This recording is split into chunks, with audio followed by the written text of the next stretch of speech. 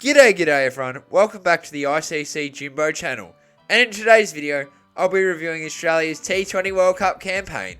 Up the Aussies! Game 1, Australia vs Oman. Australia's World Cup campaign started a little later than everyone else, as we open our tournament against Oman at Kensington Oval, Barbados.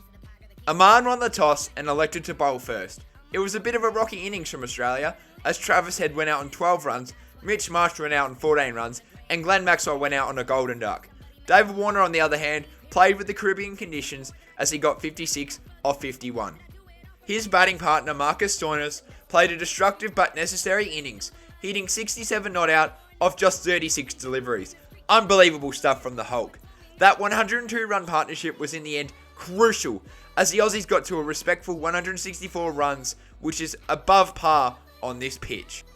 For Australia, it was an extremely dominant performance with the ball, as Mitchell Starc picked up 2 wickets, Big Stoin continued his amazing performance with 3 wickets, Adam Zampa picked up 2 wickets, and so did Nathan Ellis. Besides Ayan Khan's 36 runs and Moran Khan's 27 runs, Oman was simply no match and extremely outclassed by a world-class team in Australia, as we won this match by 39 runs. Game 2, Australia vs England. Australia and England. What a rivalry, full of great moments in all 3 formats of cricket. But in this match, a new chapter of this age-old rivalry was written at Kensington Oval, Barbados. The Poms won the toss and elected to bowl first. It was an unbelievably quick start for the Aussies, as Travis Head and David Warner were hitting sixes left, right and centre into the breeze, drifting the ball over the boundary. The 2 left-handers found themselves on a 70-run partnership before Warner departed on 39 runs off just 16 balls, with a strike rate of 243.75, which is unbelievable. 1 over later, Travis Head departed on 34 runs. Mitch Marsh and Glenn Maxwell were then forced to continue Australia's runs before Marsh departed soon, and Maxwell also departed. Marcus Stoinis continued where he left off last game, as he hit 30 runs before he departed on 30 runs. Matthew Wade and Tim David finished off the innings, and Australia ended up on 201 runs. England started almost identical to Australia, but the difference was how quickly they did it, as they got to 70 runs, but it was 3 overs later. Then the Aussies struck, as Adam Zampa took out Phil Salt on 37 runs. 2 overs later, Zampa took out the destructive Joss Buttler on 42 runs. And from there, it was quite easy for Australia, as Hazlewood coming to the Stoinis picked up the other 4 wickets, and Australia's fielding was also on point, and because of that, we won this match by 36 runs. Game 3, Australia vs Namibia. After 2 comfortable victories, the equation was simple. Win and you're into the Super 8s, as we take on Namibia. Mitch Marsh won the toss for Australia and elected to bowl first.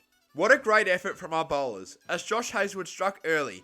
An over later, Pat Cummins bowled a maiden wicket over, and from there it was pure dominance, as Hazlewood and Cummins picked up 1 more wicket each, Marcus Stoinis picked up 2 wickets, Nathan Ellis got 1 wicket, and the main wicket taker, Adam Zampa, picked up 4 beautiful wickets. In just 16 overs, Namibia found themselves all out for 72 runs. Needing 73 runs for victory, Australia decided to get this game done nice and quick. It was sixes galore from David Warner and Travis Head. Even though Warner went out in 20, Head and Mitch Marsh were able to continue the dominance with 34 runs not out and 18 runs not out to get Australia a 9-wicket win in just 5 overs, and more importantly, Super 8 qualification. Game 4, Australia vs Scotland. For Australia, this game was an opportunity to rest players before the Super 8s, but they are going up against a Scotland team that needs to win in order to qualify for the Super 8s, so we had to expect a challenge. Australia won the toss and elected to bowl first. Ashton Agar picked up an early wicket, which was great, but from there Scotland were playing brutal, aggressive cricket, and sloppy fielding from Australia certainly didn't help. Brendan McCullum's 60 runs really helped the Scots to get to a score of 180 runs. Australia's spin picked up a couple of wickets, as Glenn Maxwell picked up 2 wickets, Adam Zampa got a single wicket, and so did Ashton Agar. Besides Nathan Ellis' 1 wicket, pace didn't really work. The Aussies batted really poorly, as David Warner went out on 1 run, Mitch Marsh departed on 8 runs, and Glenn Maxwell was dismissed on 11 runs, as all of a sudden Australia were in a complete mess on 3 for 50. And to Marcus Stoinis, who put on 59 runs. Travis Head also put on a show with 68 runs, and to be honest, without these 2, Scotland would have won. That 80-run partnership saved the Aussies, and Matthew Wade and Tim David finished off the game with a 31-run partnership, as the Aussies won this game by 5 wickets with 2 deliveries remaining. A very successful group stage from Australia, as we went undefeated. Game 5, Australia vs Bangladesh. Australia wanted to start their Super 8 fixtures strong as we take on Bangladesh. Australia won the toss and elected to bowl first. It was a great innings with the ball for Australia, as Mitchell Starc only took 3 balls to get his wicket for the game. Zampa picked up 2 wickets, Stoinis and Maxwell both picked up 1 wicket each, but more importantly, it was a hat-trick for Patrick. It was the first hat-trick in this edition of the T20 World Cup, and Pat Cummins became the second Aussie to be able to achieve this. Bangladesh struggled to do anything and didn't show up, as they only got a score of 140 runs. David Warner's 54 runs not out and Travis Head's 31 runs both started strongly, hitting beautiful shots into the crowd.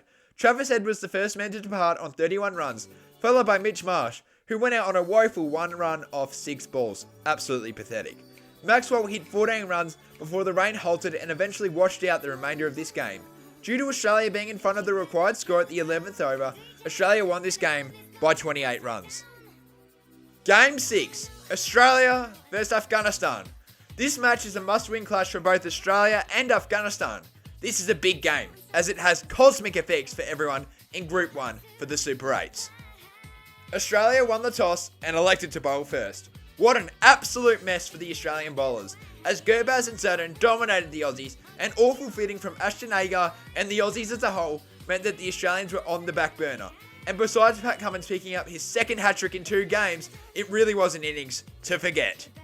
The batting from Australia was as bad as the bowling and fielding, and as you can see in this next clip, I was absolutely thrilled with Travis Head's batting.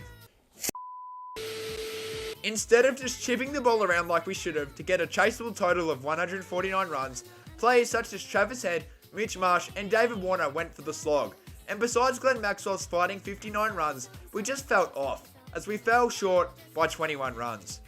Game 7, Australia vs India. This game is a do-or-die clash for the Aussies. We must win this game.